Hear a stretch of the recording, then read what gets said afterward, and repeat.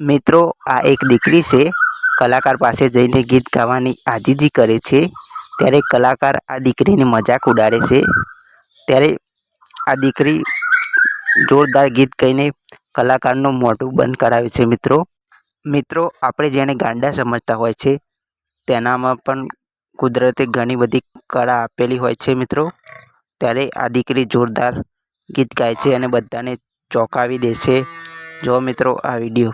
This is Yajna. Om Trambakam Yajamhe Sugandhim Pushtivardhanam Urvarukamiv Bandhanan